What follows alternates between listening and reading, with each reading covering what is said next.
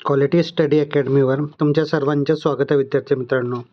आज आपण 17 मार्चचे चालू घडामोडीचे प्रश्न पाहणार आहोत. हे प्रश्न UPSC, MPSC व इतर सर्व परीक्षांसाठी अत्यंत उपयोगाचे आहेत. या प्रश्नाच्या सिरीजमध्ये आपण एक्झाम पॉईंट ऑफ एक महत्त्वाचा टॉपिक पाहतो. तर आजचा आपला महत्त्वाचा टॉपिक आहे पंतप्रधान नरेंद्र मोदी यांना मिळाले जागतिक जे 30 सन्मान मिळालेले आहेत त्याबद्दल आपण माहिती पाहणार आहोत.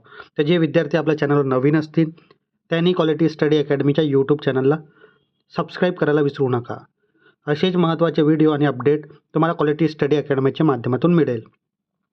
चला आता आपण चालू घडामोडीचे प्रश्न पाहूया. तर विद्यार्थी मित्रांनो, नुकतीच 15 मार्च 2026 रोजी पोलीस भरतीची एक्झाम आली आणि हा नागपूर ग्रामीणचा पेपर आहे. तिथे आपले जे चालू घडामोडीचे सिरीज आहे तिथून बरेच प्रश्न आलेले आहेत. तुम्ही पाहू शकता हॉर्मुझची समुद्री धुनीबद्दल प्रश्न होता, भारत बोधन AI परिषदेबद्दल प्रश्न होता आणि पद्मश्री याबद्दल पण प्रश्न होता. त्यासोबत महाराष्ट्र राज्यपाल याबद्दल पण आपण माहिती पाहिली होती आणि वर्धीचे माणसाची नोंदीचे लेखक महाराष्ट्राचे DGP सदानंद दातेबद्दल पण प्रश्न होता आणि धर्मेंद्र देओल यांना मरणोत्तर पद्मविभूषण पुरस्कार मिळाला याबद्दल पण माहिती होती. तर विद्यार्थी मित्रांनो, आपण आपल्या जे पण चालू घडामोडीचे सिरीज घेत आहोत तिथून खूप सारे प्रश्न येत आहेत आणि येणाऱ्या एक्झाममध्ये पण येणार. तर तुम्ही नक्कीच ते सिरीज फॉलो करा. चला आता आपण आजचे चालू घडामोडीचे प्रश्न पाहूया. तर काल विचारला गेला प्रश्न 2025मध्ये चीनला मागे टाकून अमेरिकाला कापूस उत्पादनात निर्यात करणारा जगातला सर्वात मोठा देश कोणता ठरलेला होता? तर तो आपला भारत देश होता. म्हणजेच ऑप्शन क्रमांक 2 आपलं योग्य उत्तर आहे. आता आपण आजचे प्रश्न पाहूया. 98व्या ऑस्कर पुरस्कार सोहळ्यात कोणत्या चित्रपटाला सर्वोत्कृष्ट चित्रपट बेस्ट पिक्चर म्हणून घोषित करण्यात आले? तर त्या पिक्चरचं नाव आहे वन बॅटल आफ्टर अनदर. म्हणजेच ऑप्शन क्रमांक 2 आपलं योग्य उत्तर राहील. त्यानंतर पुढला प्रश्न, मायकल B. जॉर्डन यांना कोणत्या चित्रपट भूमिकेसाठी सर्वोत्कृष्ट अभिनेत्याचा ऑस्कर पुरस्कार मिळालेला आहे? तर त्यांना सिनर्स या चित्रपटासाठी पुरस्कार मिळाला आहे. तर ऑप्शन क्रमांक 3 आपला योग्य उत्तर आहे. त्यानंतर पुढला प्रश्न, 98वा ऑस्कर पुरस्कार सोहळ्यात सर्वोत्कृष्ट अभिनेत्री हा मान कोणाला मिळालेला आहे? तर हा मान जेसी बकली यांना मिळालेला आहे. म्हणजेच ऑप्शन क्रमांक 3 आपला योग्य उत्तर आहे. आणि यांना कोणत्या चित्रपटासाठी पुरस्कार मिळाला आहे?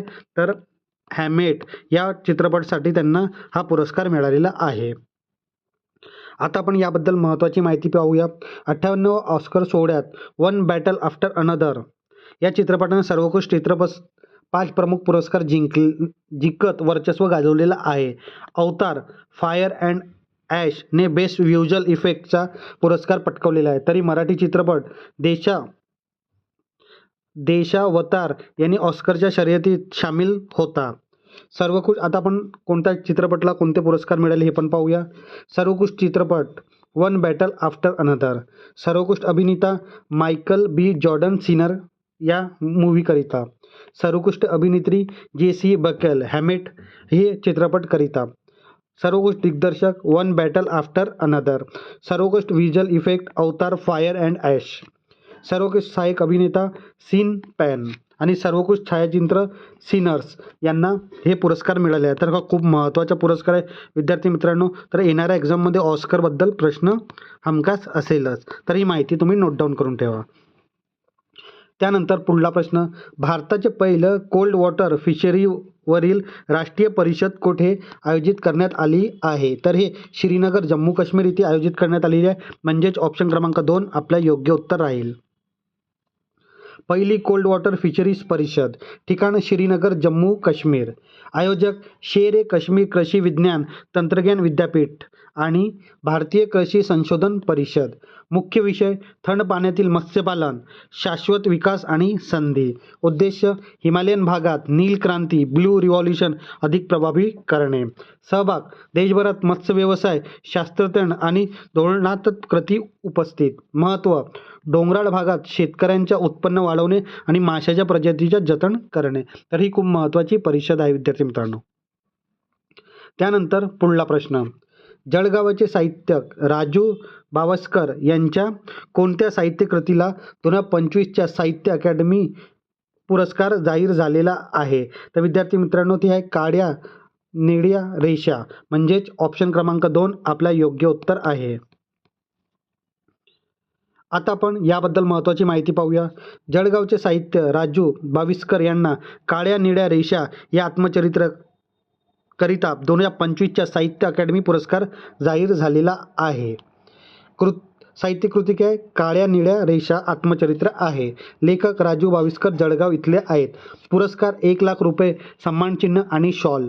घोषणा 16 मार्च 2026 रोजी नवी दिल्ली येथे करण्यात आली आहे. हे पुस्तक उपेक्षित समाजाचा संघर्षावर भाष्य करते. तर हा खूप महत्त्वाचा पुरस्कार आहे विद्यार्थी मित्रांनो. हे पण माहिती तुम्ही नोट डाऊन करून ठेवा.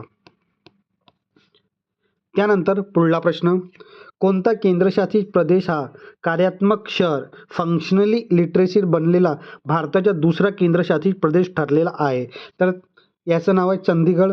हा केंद्रशासित प्रदेश म्हणजेच ऑप्शन क्रमांक 3 आपला योग्य उत्तर आहे. कार्यात्मक साक्षरता चंदीगड. स्थान लडाखनंतर भारताचा दुसरा कार्यात्मक साक्षर केंद्रशासित प्रदेश. मोहीम उल्हास नवभारत साक्षरता कार्यक्रम अंतर्गत यश संपादन करण्यात आलेलं आहे. अर्थ दैनंदिन जीवनात वाचन, लेखन आणि मूलभूत गणिते समजून घेण्याची क्षमता. उद्देश समाजातील उपेक्षित आणि निरक्षर पौढांना मुख्य आव्हान आणणे. पहिला केंद्रशासित प्रदेश लडाख, ज्यांनी सर्वप्रथम हे उद्दिष्ट पूर्ण केलेलं आहे. तर ही महत्त्वाची माहिती कार्यक्षम साक्षरता चंदीगडबद्दल. त्यानंतर पुढला प्रश्न, देशातली पहिली वैद्यकीय तंत्रज्ञान गुंतवणूक मंचाचे उद्घाटन कोणाच्या हस्ते करण्यात आले? तर हे पियुष गोयल यांच्या हस्ते करण्यात आले. म्हणजेच ऑप्शन क्रमांक 4 आपला योग्य उत्तर आहे. मेडटेक गुंतवणूक मंच उद्घाटक पियुष गोयल, केंद्रीय वाणिज्य आणि उद्योग मंत्री. ठिकाण मुंबई महाराष्ट्र येथे. गुंतवणूक 1,000 कोटीच्या समर्पित निधी मेडटेक अर्थ कॅपिटल सुरू. उद्देश स्वदेशी वैद्यकीय उपकरण निर्मितीला मेक इन इंडियाला चालना देणे. लक्ष MRI, CT स्कॅन आणि सर्जिकल रोबोटिक्स भारताचे उत्पादन करणे. क्षेत्र वैद्यकीय तंत्रज्ञान मेडिकल टेक्नॉलॉजी क्षेत्रातील स्टार्टअपला पाठबळ होईल. तर ही महत्त्वाची माहिती मेडटेक गुंतवणूक मंचबद्दल. त्यानंतर पुढला प्रश्न, आंतरराष्ट्रीय गणित दिन इंटरनॅशनल मॅथ्स डे दरवर्षी कोणत्या तारखेला साजरा करतो? तर हा 14 मार्चला साजरा करण्यात येतो विद्यार्थी मित्रांनो. तर ऑप्शन क्रमांक 2 आपला योग्य उत्तर आहे. आणि हा आंतरराष्ट्रीय गणित दिवस तर असतो, पण आंतरराष्ट्रीय पाय दिवस पण असते. तर हे पण माहिती तुम्ही नोट डाऊन करून ठेवा. त्यासोबत आपण याची माहिती पाहूया. आंतरराष्ट्रीय गणित दिन 14 मार्च दरवर्षी साजरा करतो. अन्य नाव काय? पाय डे पण आपण साजरा करतो. आणि पायची व्हॅल्यू किती असते? 3.14 एवढी पायची व्हॅल्यू असते. 2026ची थीम काय? गणित आणि आशा, मॅथमॅटिक्स अँड होप. आयोजक युनेस्को आणि आंतरराष्ट्रीय गणित संघ. उद्देश विज्ञानातील प्रगती, दैनंदिन जीवनातील गणिताचे महत्त्व वाढवणे. टिप हे पण पॉईंट तुम्ही नोट डाऊन करून टाका. भारताचा गणित दिन 22 डिसेंबरला असतो. कोणाच्या जयंतीनिमित्त? रामानुजन यांच्या जयंतीनिमित्त. तर ही आंतरराष्ट्रीय गणित दिवस 14 मार्चला असतो आणि जो भारताचा राष्ट्रीय गणित दिवस आहे तो 22 डिसेंबरला असतो. त्यानंतर पुढला प्रश्न, मार्च 2026 मध्ये राष्ट्रपती द्रौपदी मुर्मू यांनी कृषी अन्न प्रणालीमध्ये महिलांवरील जागतिक परिषद 2026 कुठे संबोधित केली? तर हे नवी दिल्ली येथे संबोधित केले. तर ऑप्शन क्रमांक 1 आपला योग्य उत्तर आहे. जागतिक परिषद कृषी अन्न प्रणालीची महिला. संबोधन राष्ट्रपती द्रौपदी मुर्मू. ठिकाण नवी दिल्ली. वेळ मार्च 2026. आयोजक भारतीय कृषी संशोधन परिषद आणि आंतरराष्ट्रीय तांदूळ संशोधन संस्था. उद्देश कृषी आणि अन्न साखळीमध्ये महिलांचे योगदान आणि सक्षमीकरण वाढवणे. स्वरूप ही दुसरी कृषी अन्न प्रणालीमध्ये महिलांवरील जागतिक परिषद होती. त्यानंतर पुढला प्रश्न, मार्च 2026 मध्ये लॉन्च केलेले भारतातील पहिले स्वदेशी उभयचर म्हणजेच एम्फिबियस त्या ड्रोनचे नाव काय आहे? तर या ड्रोनचं नाव आहे अवतार. म्हणजेच ऑप्शन क्रमांक 1 आपला योग्य उत्तर आहे. अवतार हे पहिले उभयचर ड्रोन आहे. आता अवतारचा फुल फॉर्म काय? Amphibious vehicle for autonomous tactical aerial and aquatic reconnaissance हे अवतारचा फुल फॉर्म आहे. लॉन्च 5 मार्च 2026 रोजी. विकसित aqua air X autonomous system Bengaluru ह्या स्टार्टअपनं हे विकसित केलेला आहे. वैशिष्ट्य, हे ड्रोन हवेत उडू शकते आणि पाण्याखाली डायव्हिंग टेळणी करू शकते. हा ड्रोन मध्ये सबमरीन प्रमाणे कार्य होतो. बनावट, गंजरोधक, कार्बन फायबर आणि विशेष कोटिंग. समुद्राच्या खाऱ्या पाण्यापासून संरक्षणासाठी. उपयोग, सागरी सुरक्षा, किनारपट्टीवरील देखरेख आणि पाण्याखाली पाईपलाईन तपासणी. तर ही महत्त्वाच्या भारताच्या पहिला उभयचर ड्रोन अवतारबद्दल माहिती, आणि हे एक्झाम पॉईंट ऑफ व्ह्यू खूप महत्त्वाची माहिती आहे विद्यार्थी मित्रांनो. आता विद्यार्थी मित्रांनो, आपण या आपल्या चालू घडामोडीच्या सत्रामध्ये एक्झाम पॉईंट ऑफ व्ह्यू एक महत्त्वाचा टॉपिक पाहतो. तर आजचा आपला महत्त्वाचा टॉपिक आहे पंतप्रधान नरेंद्र मोदी यांना मिळाले जागतिक 30 सन्मान. याबद्दल आपण माहिती पाहूया. तर ओमानचा the first class of the order of Oman हा जागतिक पुरस्कार त्यांना मिळालेला आहे. इथिओपियाचा great honour of Nishan of Ethiopia. निमाबियाच्या the order of the most ancient welwitschia mirabilis. ब्राझीलच्या great collar of the nation order of the southern cross. Trinidad आणि टोबॅगोचा the order of republic of Trinidad and Tobago. घानाचा the officer of the order of the star of Ghana. सायप्रसच्या the grand cross of the order of Makarios 3. आणि श्रीलंकाच्या the Mitra Bhushan. मॉरिशसच्या the grand commander of the order of the star and of the Indian Ocean. कुवेतचा the order of Mubarak al Kabir. गियानाचा the order of excellence. बार्बाडोसचा the order of freedom. नायजेरियाच्या grand commander of the order. डोमिनिकाचा Dominica award of honour. रशियाच्या order of the saint Andrew the apostle. ग्रीसच्या grand cross of the order of honour. आणि फ्रान्सचा great cross of legion. त्यानंतर इजिप्तच्या order of the Nile. Palau प्रजासत्ताच्या इक्बाल पुरस्कार. पापुआ न्यू गिनीच्या द ऑर्डर ऑफ लोहगू. फिजीच्या companion order of the Fiji. भूतानचा the order of the Druk Gyalpo. अमेरिकेचा लिजन ऑफ मेरिट.